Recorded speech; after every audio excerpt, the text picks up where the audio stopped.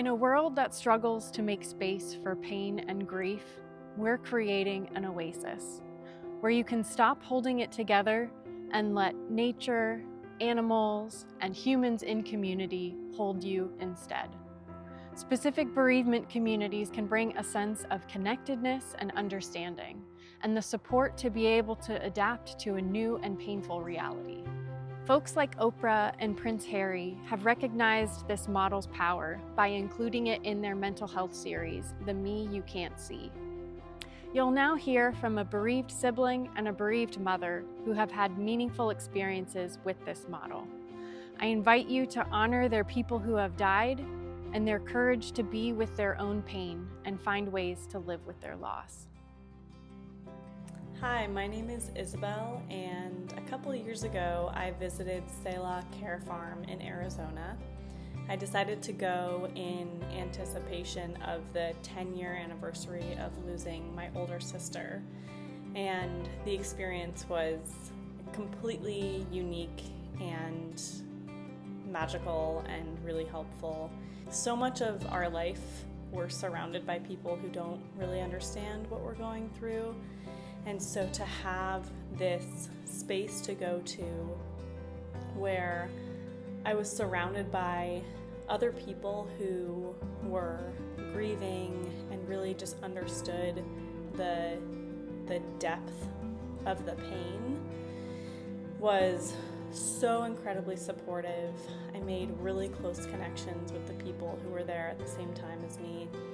And I also got the support of a therapist, which was really cool to have the balance of a professional, a therapist, doing sessions with me outside, walking around with the animals, sitting under a tree. Like, it was just such a special therapeutic experience. And then also to have the just like casual personal connections with the other people who were there to remember the people that they had lost. It was just an experience that was really important to me and really helpful for my grief journey and all of the processing that I was able to do there. I don't really think I could have done anywhere else. Hi, my name is Lalika, and on February 8th, 2021, my oldest son, Theo, passed away suddenly after an accident. He was only 26 years old. It was the most tragic event in my life, the worst phone call that you ever want to receive, and life for me really since then has been divided into two different parts, before and after. One of the hardest things that we had to do that day was to call our two other children who lived out of the area to let them know what had happened. And just knowing that they had to fly home, by themselves was another huge concern. When we finally gathered together, we grieved together as a family. We've always been a very close family. And we continued with grief therapy as a family, although remotely because we all live a distance from each other, and that was really helpful.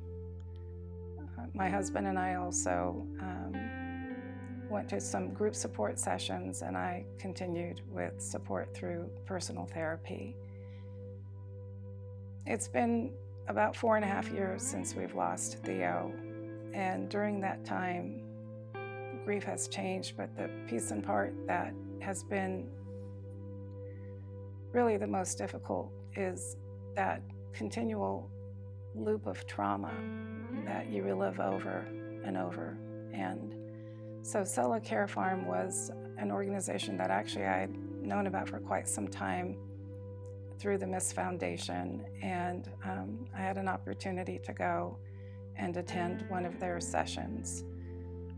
What drew me to Selah Carefarm is the model. It is a grief-based model, but for traumatic grief. And so that obviously really resonated with me. The farm aspect, the animals, they are all rescue animals who have suffered their own measure of trauma as well.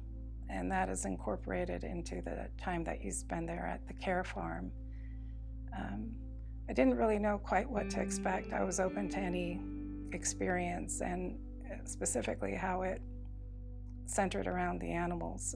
There are many different animals, from horses to cows to goats to pigs to dogs to cats, and that's not all of the animals, but there was one particular goat that, I don't know, he found me, and he was one of the largest goats.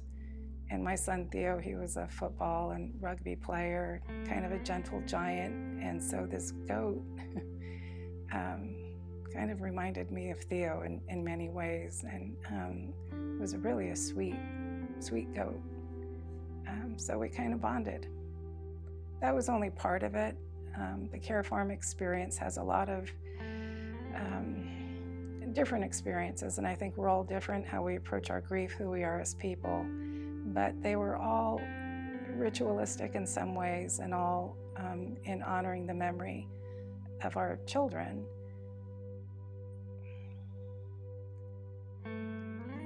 In many ways, I think one of the greatest aspects of my time there at the care farm, of course, the green and blue spaces, the animals, the staff who were amazing, but it felt like I created a new memory with my son. The moment that I entered through the gates of the care farm and they closed behind me, I felt like I was in a kind of a magical space, and the 3 days that I spent there, it felt in many ways like I had created a new memory with Theo, which is just incredible if you think about it, because he passed away years ago. So that stays with me. I think about my goat, and there's a level of healing around the trauma, at least, or the trauma loop, which I'm still working on. But I actually look forward to going back and spending some more time with Theo. The power of the care farm is in its elements. The mutual support among humans, animals, and nature, the development of a bereavement community, the needed outlet for processing grief and trauma in a physical way, and the compassion that is centered when we don't seek to give answers or fix, but to simply just be present together in our suffering, and to trust that species other than humans can be our teachers and companions as well.